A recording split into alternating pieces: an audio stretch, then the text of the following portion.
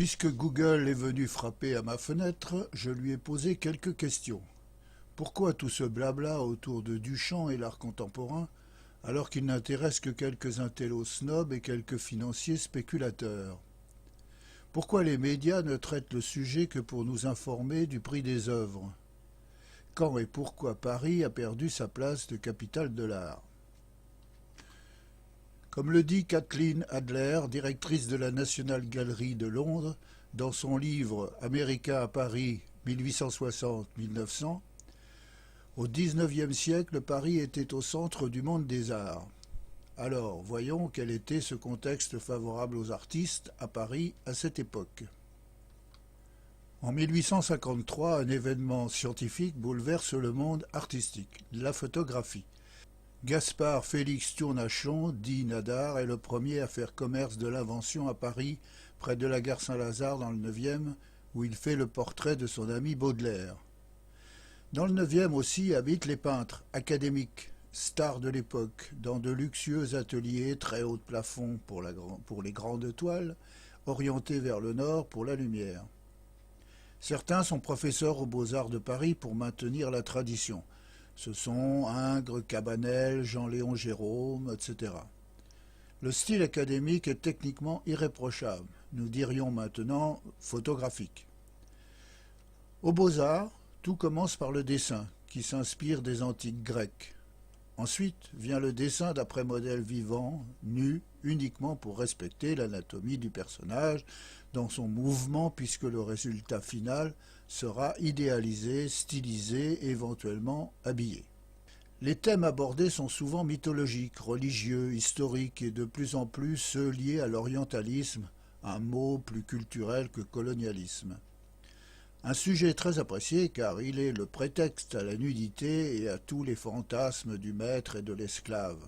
Par contre, on ne plaisante pas avec la stylisation car elle autorise l'affichage dans les salons bourgeois les plus distingués, une certaine hypocrisie de bon ton en accord avec la morale religieuse et la justification du colonialisme qui fait la richesse de notre pays.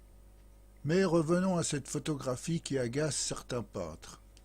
Le premier fut Jean-Auguste Ingres, il est né en 1780, qui s'oppose à Napoléon III pour sa décision d'accepter le statut d'artiste au photographe, comme si une machine pouvait avoir une âme d'artiste.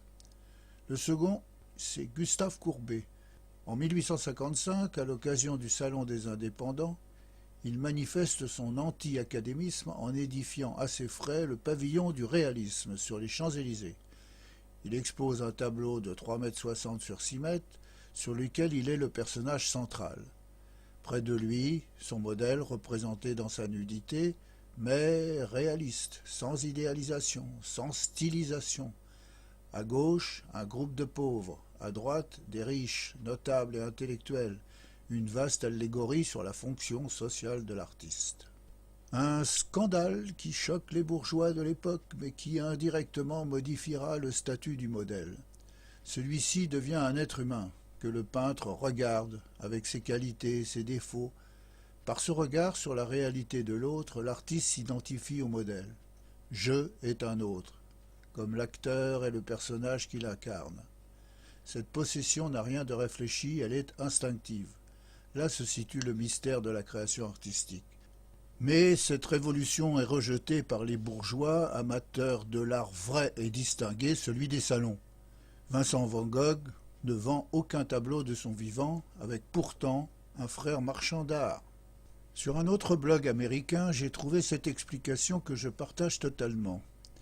Si Paris est devenue la capitale mondiale de l'art entre 1860 et 1914, ce n'est pas à cause de ses intellectuels ou d'un soi-disant bon goût, mais au contraire grâce à des gens dits populaires, souvent étrangers, souvent pauvres, à la recherche d'un sentiment de liberté. Une liberté peut-être inscrite au fronton de nos institutions, mais réellement possible que grâce au carburant national, le vin rouge, qui rend l'organisation sociale à tous les niveaux bordélique. Sans oublier Napoléon III qui promulgue une loi le 17 juillet 1880 pour la liberté de commerce des débits de boissons. Une loi plus efficace qu'un ministère de la culture ou qu'une maison des artistes, puisqu'elle sera le soutien à ce qu'on appelle à l'époque la vie de bohème. Fini l'académisme, à chacun son style. Cette anarchie trouve sa cohérence grâce à la pauvreté.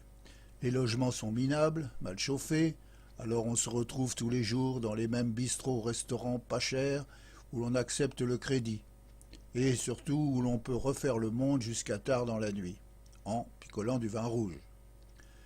Les femmes mélangent avec aisance le statut de modèle avec celui d'amante et, si nécessaire, de prostituée. On chante, on danse, on se querelle, on se bat et la police s'en fout. À Montmartre, au 9 rue Clausel, se trouve la droguerie du Père Tanguy, qui à l'époque collectionne et vend des peintures et des estampes japonaises. Des peintres comme Van Gogh, Gauguin, Renoir, Toulouse-Lautrec et bien d'autres viennent s'approvisionner en tubes de couleur. Certains, comme Van Gogh, ont souvent des difficultés à payer. Le Père Tanguy propose alors un tableau en échange. C'est ainsi qu'il devient le premier galeriste de cette avant-garde. C'est chez lui que des artistes se familiarisent avec les ukiyo-e japonais qui influencèrent beaucoup les Nabi et Van Gogh. Toujours à Montmartre, habite un fils de notaire né à La Réunion, passionné par la peinture, en particulier celle des contestataires de l'art pompiers, qui fréquentent le quartier. Il s'appelle Ambroise Vollard. Dès 1890, il commence un commerce de dessin et de gravure. En 1893, il ouvre sa galerie rue Laffitte dans le 9e, à 2 pas de Montmartre. Vollard possède un goût très sûr qui lui permettra de devenir le galeriste des grands. Il est rapidement en contact avec des acheteurs étrangers, Gertrude Stein pour les États-Unis, Sergei Choukin pour la Russie et Daniel-Henri Kahnweiler, juif allemand, qui ouvrira sa propre galerie à Paris en 1907. Ce dernier est ami avec Wilhelm Hude, un Allemand qui lui conseille contre tous de s'intéresser aux demoiselles d'Avignon et, plus tard, aux cubistes. « Ah, que serions-nous devenus, dit Picasso, si DHK n'avait pas eu le sens des affaires. » Plusieurs peintres, formés aux beaux-arts dans des ateliers traditionnels, ouvrent leurs propres cours dédiés à la transmission de l'académisme. Chez Cormon, on trouve Van Gogh et Émile Bernard, qui a 16 ans.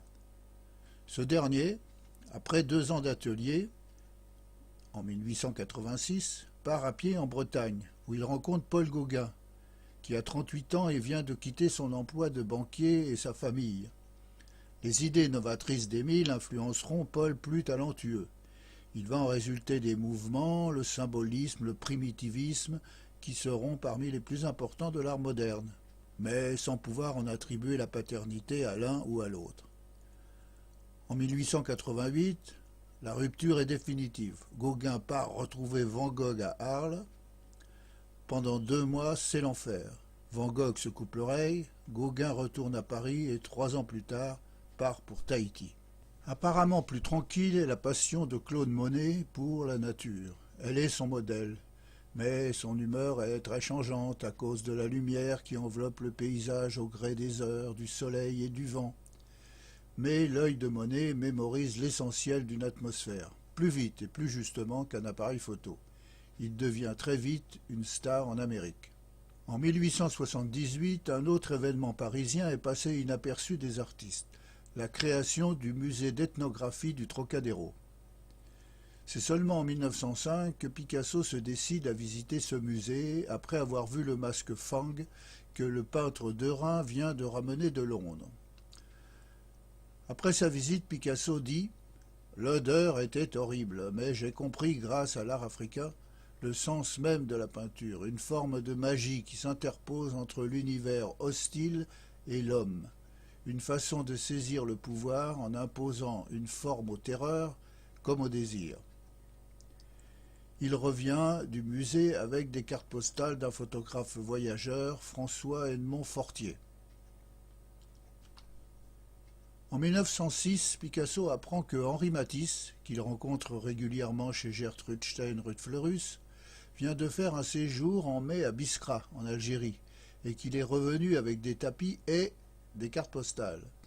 comme la jeune fille mauresque, photographiée par les frères Nordin de Paris. Cette carte postale servira de modèle à Matisse pour un tableau, La Marocaine. Elle sera d'ailleurs exposée à l'Institut du monde arabe en 1999. Gertrude Stein a toujours aiguisé la compétition entre Matisse et Picasso. On peut donc penser que l'idée de ce dernier de donner son interprétation personnelle sur les cartes postales ethnographiques n'est pas due au hasard, et qu'il faut modérer toutes les explications délirantes écrites autour des demoiselles d'Avignon. Il est probable que la carte postale de Fortier, légendée, Afrique occidentale française numéro 1072, Soudan, type de femme, lui servira de modèle pour le tableau. Il est actuellement au MoMA de New York. Il est légendé. Demoiselle d'Avignon est une œuvre majeure dans la jeunesse de l'art moderne. Les visages des figures de droite ont été peints sous l'influence des masques africains qui, disait Picasso, avaient une fonction de protection magique contre les mauvais esprits. Le critique d'art qui a rédigé ce texte d'accompagnement au catalogue du musée en 1939, date de son acquisition, ne devait pas connaître l'existence des cartes postales de Fortier à cette époque. Picasso avait 55 ans, il venait de réaliser un de ses chefs-d'œuvre, Guernica, qui s'affranchit définitivement du cubisme pour se diriger vers une écriture puissante et personnelle qu'il va conserver jusqu'à la fin de sa vie.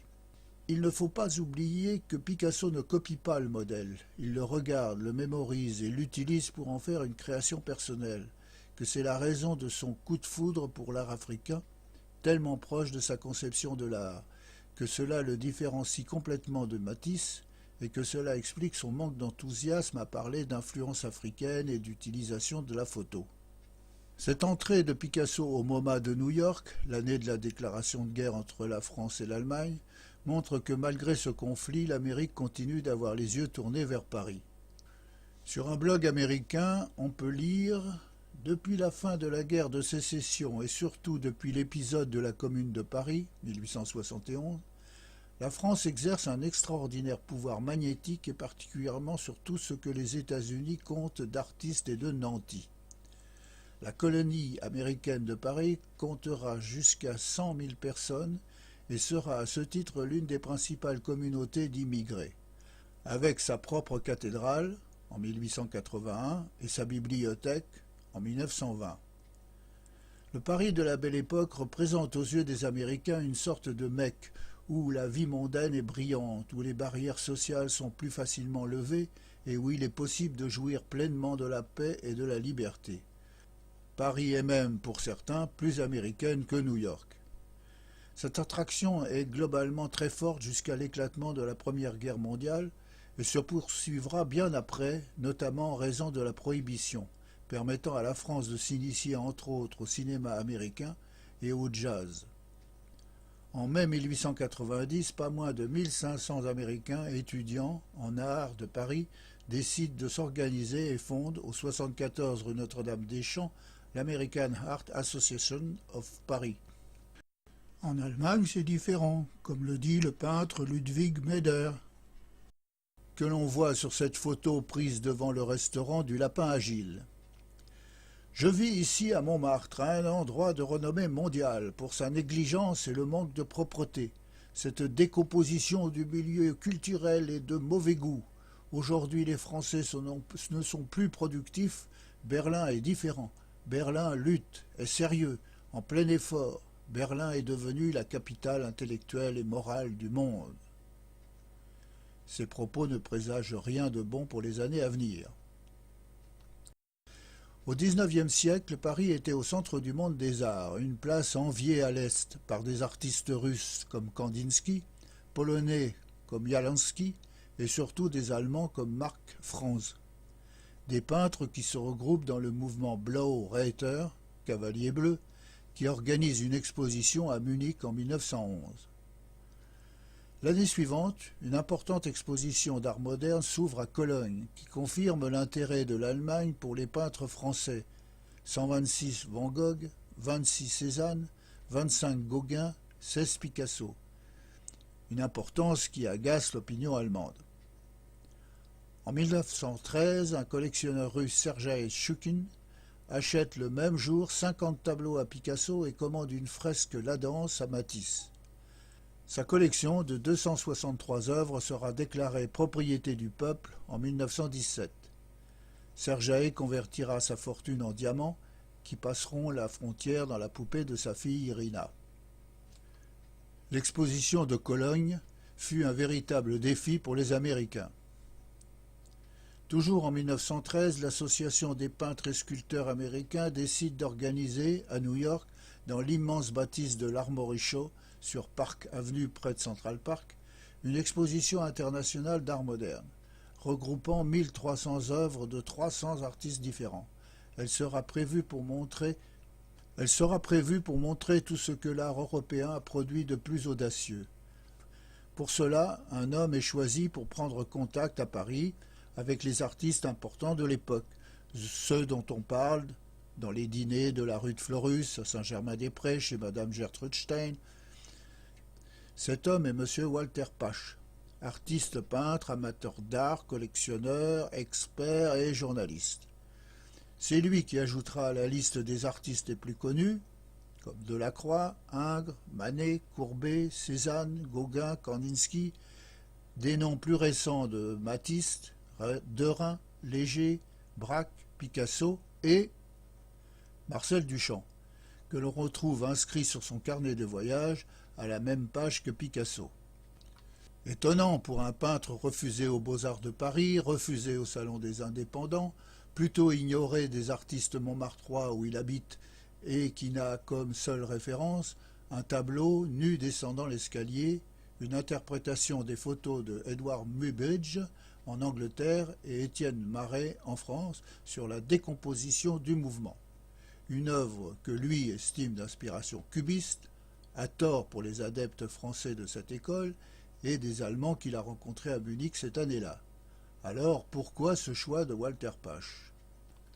Peut-être parce que Duchamp, dans cette période troublée par la guerre, était un des seuls artistes à pouvoir se rendre au vernissage de l'exposition à New York. Il était dispensé de service militaire pour cœur fragile. Peut-être que Walter Pache, en qualité de journaliste, devait rédiger de nombreux articles sur l'exposition et que ce travail serait facilité par la présence de Marcel.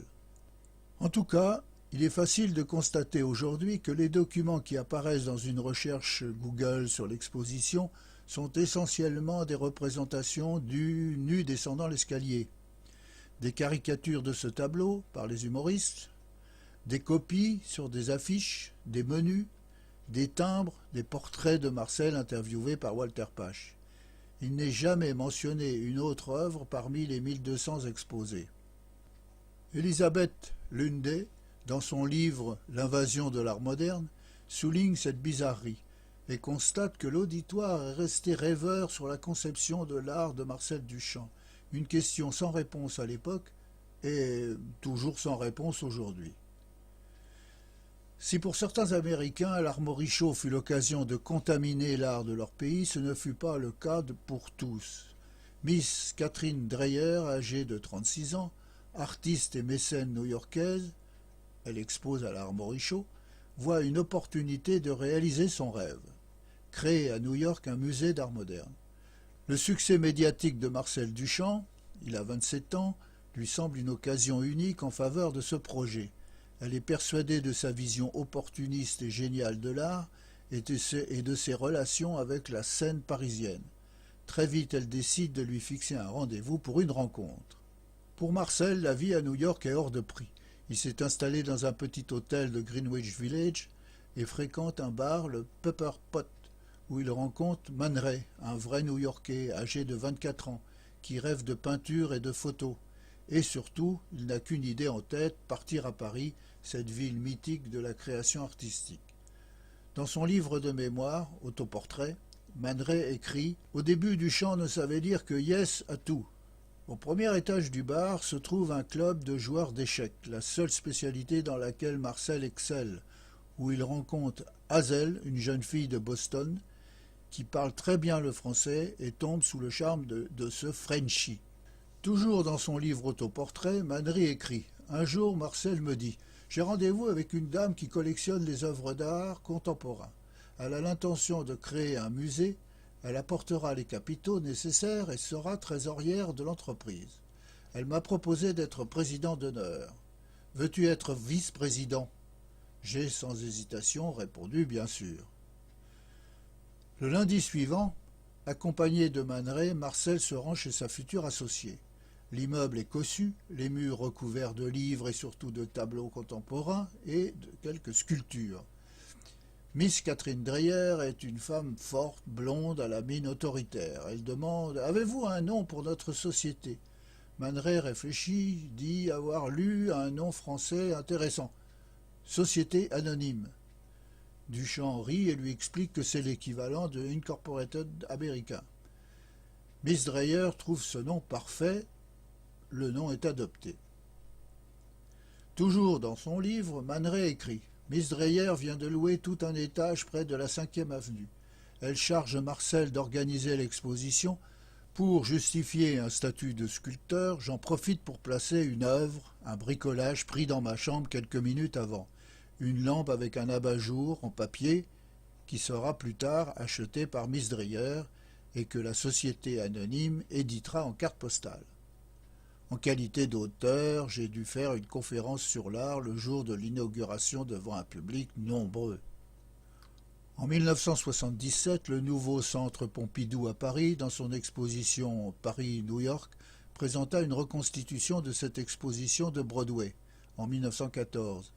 Au centre était suspendu l'abat-jour, lampshade, incroyable. Pour les deux compères, un événement qui les feront entrer dans l'histoire.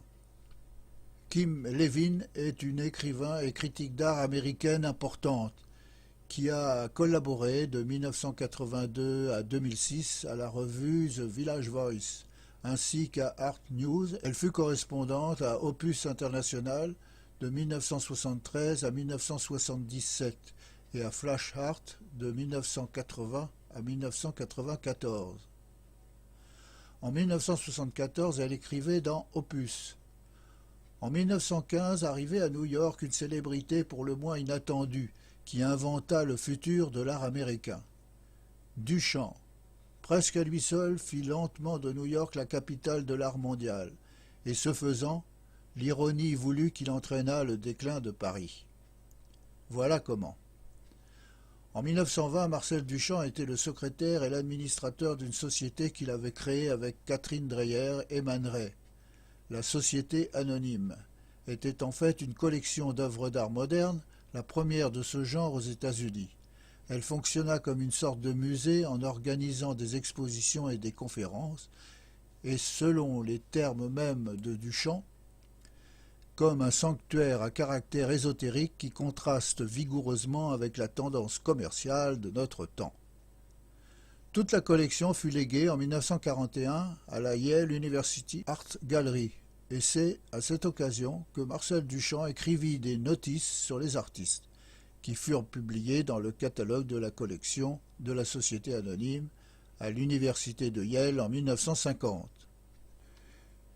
Kim Levin a très bien analysé le phénomène Duchamp, mais en collaborant régulièrement avec les principales revues adeptes du duchampisme, pur et dur, elle a fortement aidé New York à devenir capitale de l'art mondial et, ce qui est plus grave, participé à l'américanisation de Paris en remplaçant les valeurs traditionnelles de l'art qui étaient le socle des recherches par un non-art d'une prétention intellectuelle délirante, un marché uniquement spéculatif servi par une foule d'intermédiaires et fonctionnaires de la culture.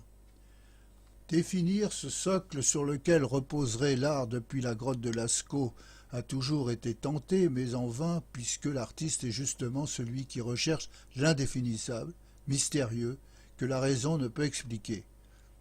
L'art n'évolue pas. Certaines périodes, dans certains lieux, sous certaines conditions, sont favorables à son éclosion. La période 1850-1950 fut de toute évidence favorable.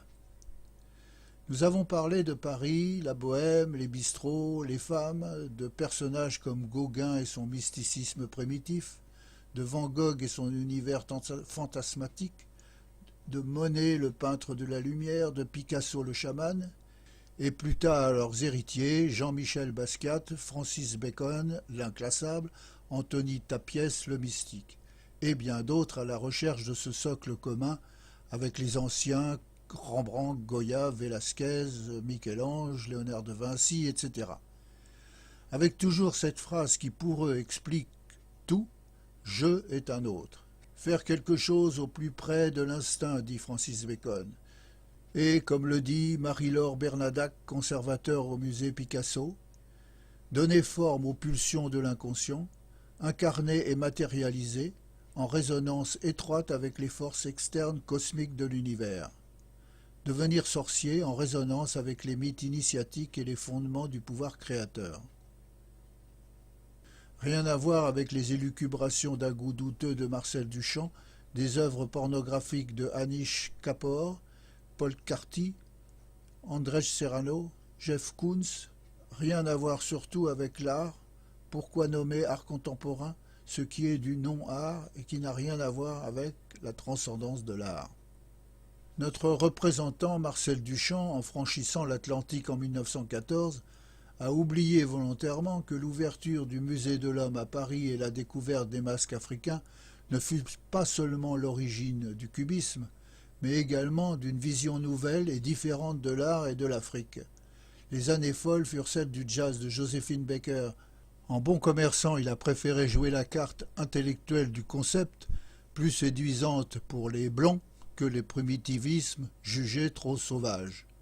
Avec New York comme capitale du monde de l'art contemporain et la pulsion hégémonique de l'Amérique après la guerre 39-45, favorisée par le cinéma, l'American Dream et maintenant la mondialisation, c'est la planète entière qui se convertit à cette nouvelle religion, en Afrique même, comme dirait Duchamp. On compte plus de 60 foires d'art contemporain importantes dans le monde en 2018. Pour Duchamp, l'art est une partie d'échecs, un jeu dans lequel il excelle. Une stratégie implacable qui fait croire à un roi créateur de génie capable de changer le n'importe quoi en création divine, puisque même son ami André Breton dira de lui « Marcel Duchamp est assurément l'homme le plus intelligent et le plus gênant de cette première partie du XXe siècle ». En 2017, il fait encore l'admiration de Fabienne Basco, rédactrice en chef de Télérama, le seul magazine qui lutte désespérément pour redonner à Paris un souffle créatif anéanti, dévasté par Marcel Duchamp.